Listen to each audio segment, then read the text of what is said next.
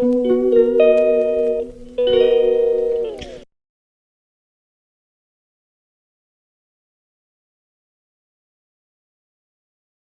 में जलजले के दौरान इस बच्ची के साथ ऐसा क्या हुआ जिसे देखकर काफिर भी मुसलमान हो गए। अस्सलामु अलैकुम नाज़रीन। दोस्तों, आज हम आपको तुर्की में आने वाले जलजले के दौरान होने वाले मौजिज़े के बारे में बताएंगे, जहां हर इमारत जमीन बोस हो गई, हर सू तहलका मच गया। इसी दौरान एक मासूम बच्ची के साथ होने वाला मौजिज़ा देखकर अल्लाहु अकबर की सदाएं बुलंद हो गईं। वीडियो को मजीद आगे बढ़ाने से पहले अगर आप चैनल पर नए हैं तो चैनल को सब्सक्राइब कर लीजिए और बेल आइकॉन पर क्लिक कीजिए ताकि नई आने वाली वीडियोस आप तक बआसानी पहुंच सकें। नाजरीन, इन दिनों आने वाले जलजले ने पूरी दुनिया को हिला कर रख दिया है। हजारों लोग मलबे तले दफन हो चुके हैं, जिन्हें निकालने में अभी तक रेस्क्यू ऑपरेशंस जारी हैं। दोस्तों, जलजला क्यों आता है? जमीन के अंदर तहों में चट्टानों के दरमियान अरसे से जारी हरकत के बाइस पैदा होने वाली तवानाई के अखराज से सतह जमीन पर पैदा होने वाली हलचल का नाम जलजला है। जलजले कुदरती आफात में सबसे हौलनाक और तबाहकुन तस्वुर किए जाते हैं। ये अचानक आते हैं और पलक झपकते ही बेशुमार इंसानों और बस्तियों को तबाह बर्बाद कर देते हैं। जलजले को कुदरती आफत का नाम दिया गया है, जो अल्लाह ताला की तरफ से अज़ाब इलाही मुख्तलिफ कौमों पर मुख्तलिफ शक्लों में जाहिर होता है, जिसमें जलजले, तूफान, सैलाब, कहत और खुश्क साली के अलावा दीगर जमीनी और आसमानी आफात और बल्लियात शामिल हैं। अल्लाह रब्बुल इज्जत ने कुरान करीम की सूरह ज़िलज़ाल की पहली चंद आयात में कुर्बे क़यामत की बड़ी निशानियों में से एक हौलनाक ज़िलज़ले का जिक्र करते हुए इरशाद फरमाया।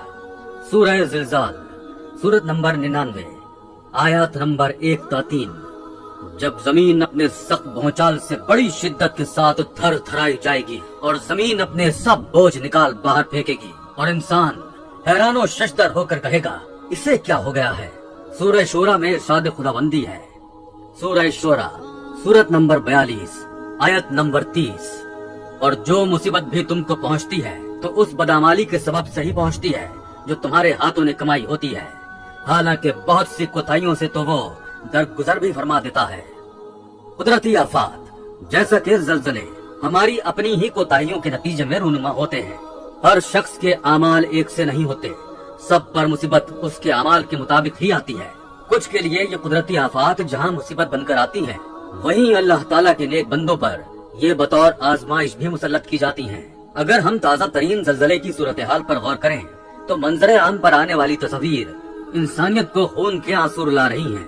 अल्लाह के गजब को देखकर जहाँ दिल खौफ से लरजने लगता है, वही खुदा अपनी कुदरत भी इंसानों को दिखाता है। पीर के दिन तुर्की और शाम में आने वाले शदीद किस्म के जलजले ने हर सू तबाही मचा दी है। अब तक की मौसूल होने वाली खबरों के मुताबिक तुर्की और शाम के जलजले से होने वाली तबाहकारियों के बाइस अब तक 5000 से ज्यादा अफराद लुक़्माए अजल बन चुके हैं और मजीद अमवात की पेशगोई भी जारी है। कहते हैं कि जलजले की शिद्दत माहिरीन के मुताबिक 7.8 थी। जलजलों के माहिरीन का ये कहना है कि आने वाले जलजलों में ये जलजला शदीद किस्म का था। वहाँ के रिहायशियों का कहना है कि जलजले का दौरानिया 2 से 3 मिनट का था, लेकिन उन 2-3 मिनट ने तुर्की में कयामत सी बर्पा कर दी थी। ऐसी तबाही और चीखो पुकार थी कि लग रहा था गोया कयामत कायम हो चुकी हो। बड़ी बड़ी इमारतें पल में जमीन बोस हो चुकी थी।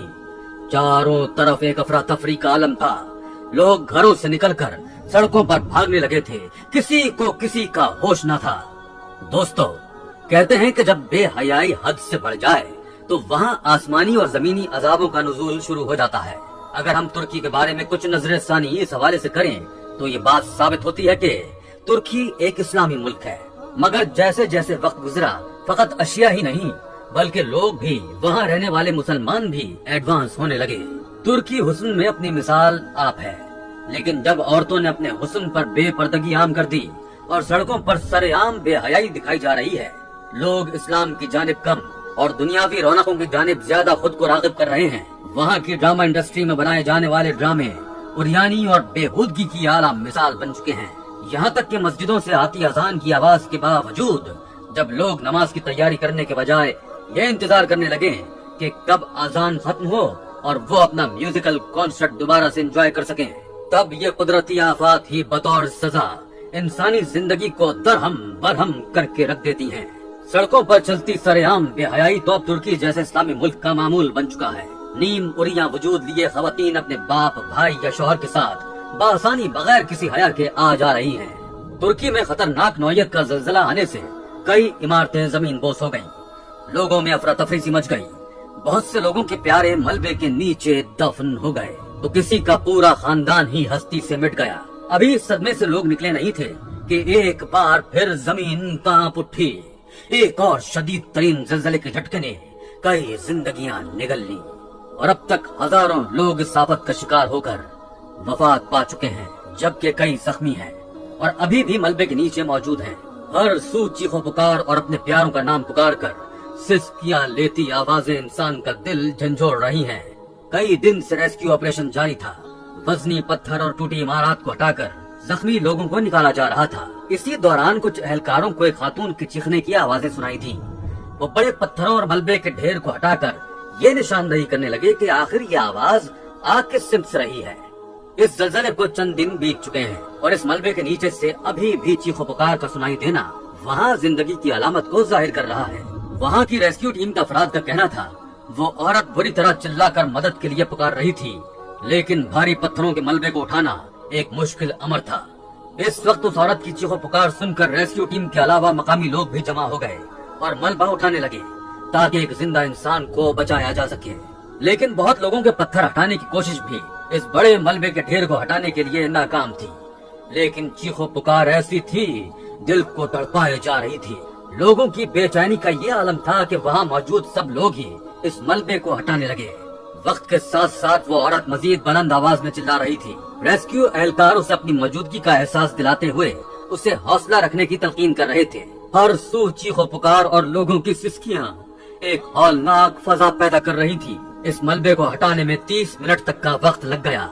इस दौरान इस औरत के चीखने और रोने की आवाजें बिल्कुल ही आना बंद हो चुकी थी।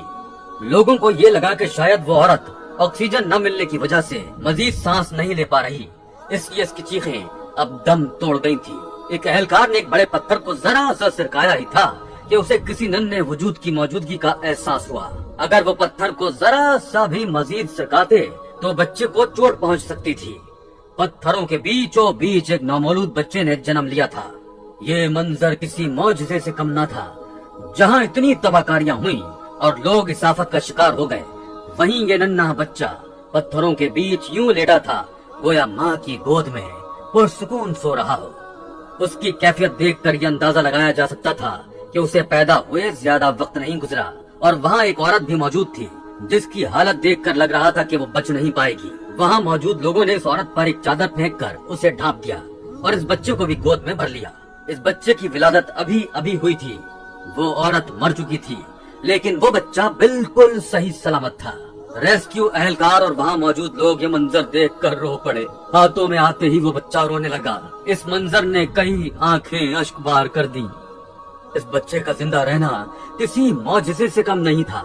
जहाँ इस ज़लज़ले से हजारों लोग अपनी जानें गंवा बैठे, वहाँ मलबे के नीचे दबी औरत जो पीर के दिन से भूखी प्यासी वहाँ मदफून हो चुकी थी। 3 दिन अल्लाह ने उस औरत को बस इसीलिए जिंदा रखा कि उसके वजूद में पलती जिंदगी को जिंदा रखना मकसूद था और उसे वक्त मुकर्ररा पर इस मलबे से निकाल कर अपनी कुदरत अजीमी से अपने बंदों को ये समझाना था कि बेशक वो हर चीज पर कादिर है और मतलब जात है, जिसे चाहे जहाँ चाहे जिंदगी दे सकता है।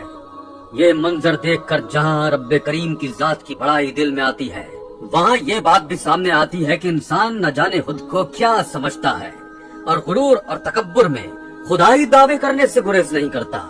वो ज़लज़ले के एक झटके की तबाही को भी बर्दाश्त नहीं कर सकता।